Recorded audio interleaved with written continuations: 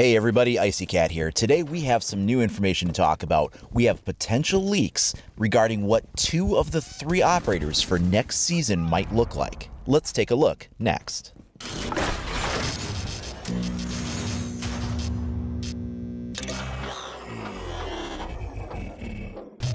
This new image was just released on the Ubisoft social media platforms for Twitter and Facebook. We can see clearly on the shoulder patch we have a Grom CTU badge. She appears to be in a domestic home with the window frame back there behind her, although some interesting art on the walls.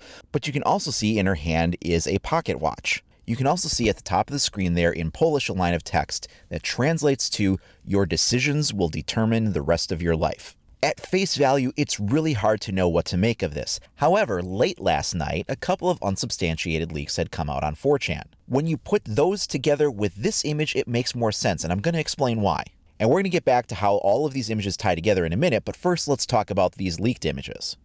These are allegedly leaks for 2 new operators coming up for next season. These were both posted yesterday on Reddit as well as 4chan. Now I'm going to call this a leak with a definite grain of salt. I try to be very accurate in my news and information reporting for you guys and make a real distinction between what's speculation versus what's fact, and in this case, this leak is something that could be real but could also be faked. But I'm not just spitballing here. I'm going to explain to you why I'm giving this any legitimacy whatsoever. So the real reason I have some doubt on this is that it's not coming from any official source. In fact, it is coming from originally 4chan. And if you know anything about that, it's one of the more questionable places on the internet sometimes. And a lot of photoshopped content can come from there. So why give it any credibility at all? Because last season, 2 of the operators were revealed from the same 4chan group, and they turned out to be previews of the actual operators. Remember these? This is Ela and Ying. Now these are earlier character models. We don't see Ela with her green hair here. It's still blonde. There's definitely some changes to the character artwork, the lighter textures on the uniforms and things like that. So things did wind up getting changed,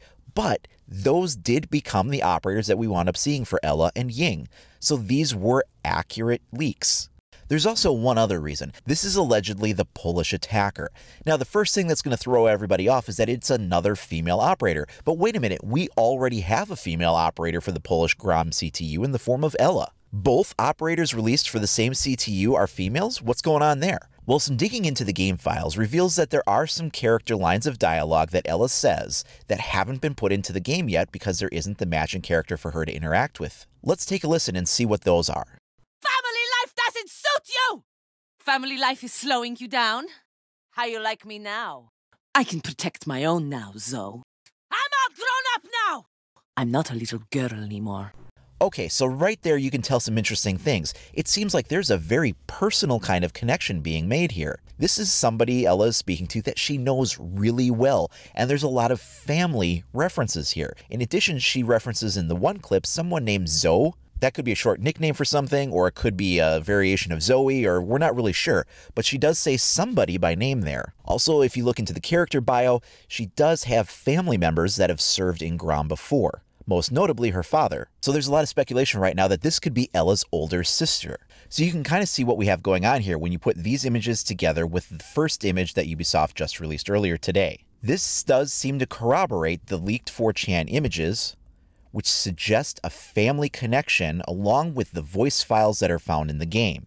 A person holding a pocket watch like that is kind of looking at it as though they're thinking about something deep, they're reflecting on something. Also combine that with what the operator says in the Ubisoft reveal. So the teaser image says your decisions will determine the rest of your life. That could be someone reflecting on their own life, or it could be a family member kind of speaking to another in sort of like that older sibling superiority sort of way that they can sometimes do. Combined with the voice files that are found in the game that it seems to have Ela speaking to some family member she's very familiar with, and these do seem to go hand in hand. Now, right off the bat, I'm not entirely sure how I feel about all of that. I mean, for her to have a father that was high up in the organization is one thing, but then to also be serving in it herself, plus having maybe an older sister or other close family member serving in it as well, and then combine that with the character lines of dialogue that seem to be excerpts from a really bad family therapy session, and we just have a lot of drama going on here.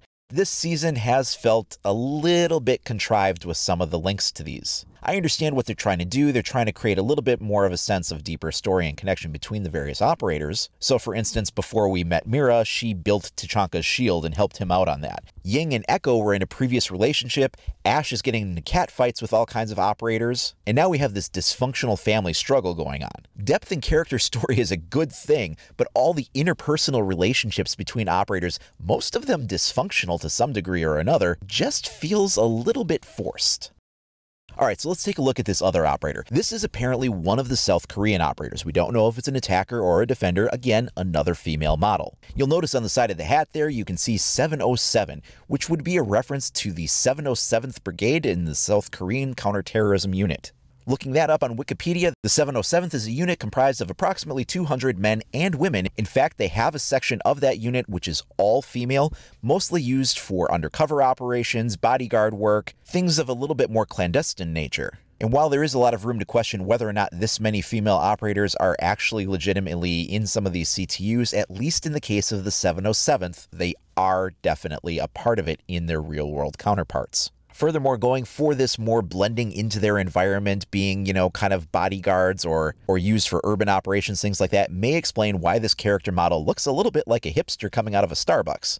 The South Korean operator looks like she might be a medium speed character with a 2 armor, 2 speed rating. It's possible it could be on the lighter side too. Doesn't really look like a heavy operator though. Hard to tell without seeing the rest of the uniform. The Polish Grom operator definitely looks like it's leaning more toward the 3 armor side of things. Could be a 2 speed, 2 armor, but it does look like it's just a bulkier build overall, so it might be a heavy. Time will tell if these leaks wind up panning out to be the real thing or not, and we will definitely be keeping an eye on that. Over the next week or two, we're going to be getting further information from Ubisoft directly for other teaser images, trailers, and things like that, so these will be corroborated whether they're accurate or not over that time. Of course, as that new information comes out, I will be covering it right away, so if you want to make sure that you are up to date on all the latest breaking news and information for the next season of Rainbow Six, then please do like and subscribe. Also, click that notification icon so you're alerted as soon as that content is made available. Additionally, you can follow me over at IcyCat25 at either Facebook or Twitter. Thanks a lot for watching, everybody. We'll see you next time.